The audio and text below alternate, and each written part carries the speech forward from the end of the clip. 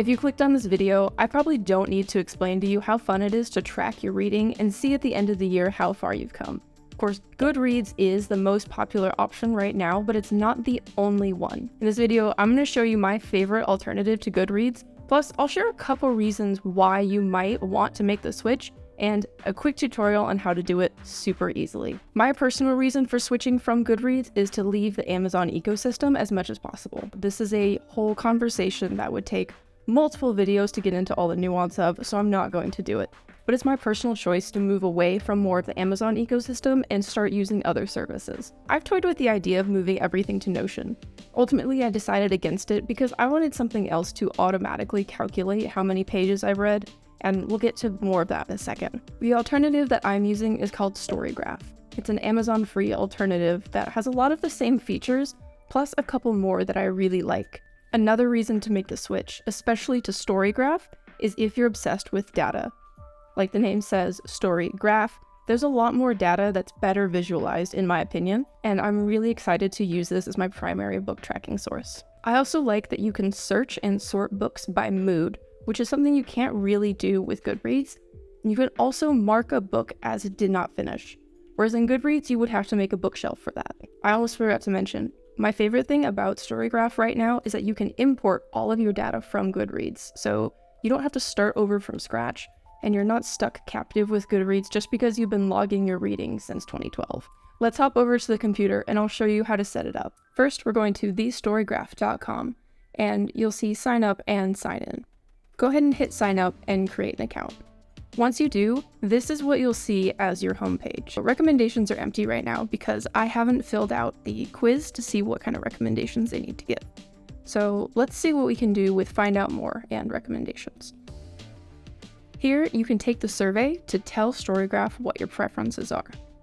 So let me take the survey, and it asks you to pick your favorite genres you don't care about, things that you don't like about a book, which I think is very important.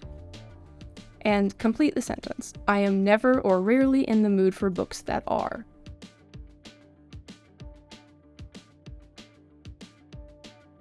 So that's the basic survey, and there is an option to extend it as well to get better recommendations.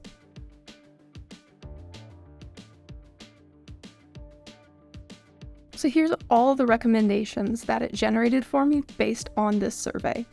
Let's see, it's asking, what am I in the mood for? And let's say I would like to read something either adventurous or maybe informative. That's medium to fast-paced, fiction or nonfiction. So let's see, the first one it recommended to me is Rebirth by Andrew Winch, which this is great as it is, but we can make the recommendations even better by importing our Goodreads data. To do that, we'll head up to our icon in the top right and hit Manage Account. Then we scroll down to where we see Goodreads Import. The first step is to visit the Import/Export page on Goodreads and click the Export Library button. The easiest way to get to your Import/Export function is to go to your My Books, and then down here at Tools, you'll see Find Duplicates, Widgets, and Import and Export. We'll click on that. Under Export, we'll click Export Library. And this could take a few minutes if you have a ton of books in your library. Once the export is done, you'll see it appear underneath the button. And if you click there, you can save the CSV file. Now that we've done that, let's head back to Storygraph and see what's next.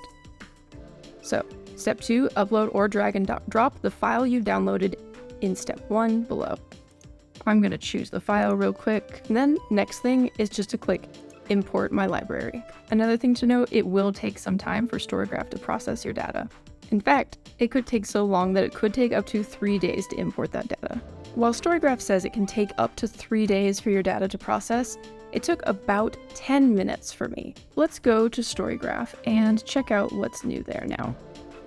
Okay, I don't have anything marked as currently reading, but I do have read recently, and my 5-star reads are listed out now as well. You can see I am 1 book into my 2023 reading goal, which isn't actually correct. I marked a couple more things read in Goodreads, so I'm gonna need to go manually edit the dates for a couple of these. And look, my to-read pile has also populated, and the recommendations have changed a little bit based on the new books that have loaded in. As you can see, my Goodreads shelves have been turned into tags. So let's go to my read in 2023 tag and update those dates. See, this has no read date in it, so I'm going to just pick a 2023 because I don't exactly remember which dates. And the wonderful thing about Storygraph is the fields are optional. So I can just hit update and call it good.